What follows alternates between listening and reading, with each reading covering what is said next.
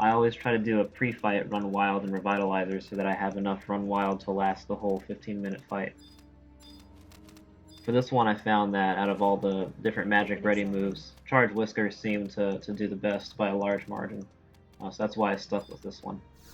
Physical ready moves weren't really an option because I'm not using Master DPS and I'm not using Trust, so I won't really have a chance to get behind EV to do good damage.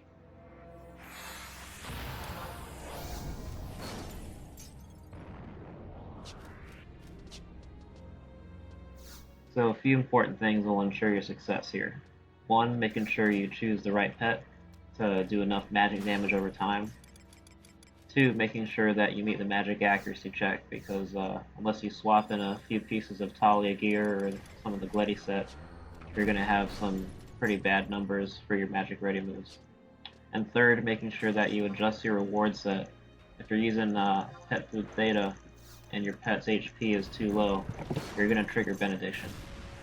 Now for this, I decided to go with using both Pet Poultice for the regen uh, and Pet Food Delta with no potency gear. Without any potency gear, my Pet Food Delta set was basically healing my pet for about 789 HP, just beneath the threshold for triggering Benediction.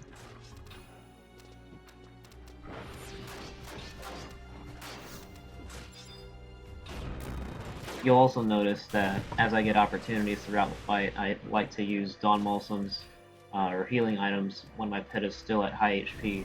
That way I don't run the risk of triggering Benediction.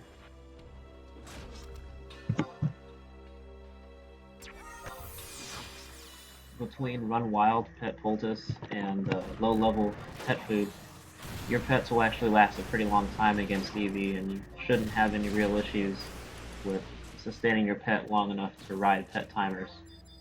Ideally, you want to use no more than 3 pets because you're only going to have Run Wild 3 times.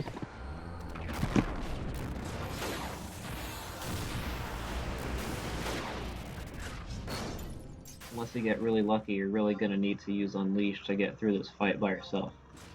EV's Shield Bash stun just occurs far too frequently, causes a lot of delays in the fight, and so you won't be able to get the full benefit of Unleash, and so you gotta use it when you can, because that Shield Bash stun is really gonna cut out on time.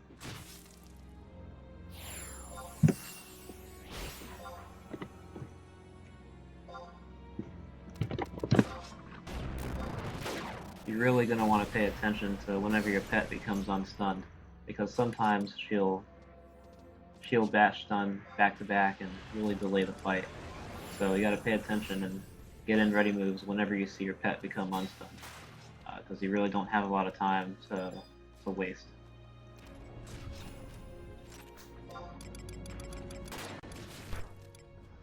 At the same time that you're trying to finish the fight as quickly as possible, you also want to make sure you're paying attention to spells that EV is casting, or when you think EV is about to do a TP move. Using Charge Whisker at a wrong time can lead to your Lynx taking a ton of damage from Banish 4, CDC, Dominion Slash, and that's going to really reduce the longevity of your pet, forcing you to call a new pet sooner, and potentially leaving you without Run Wild up.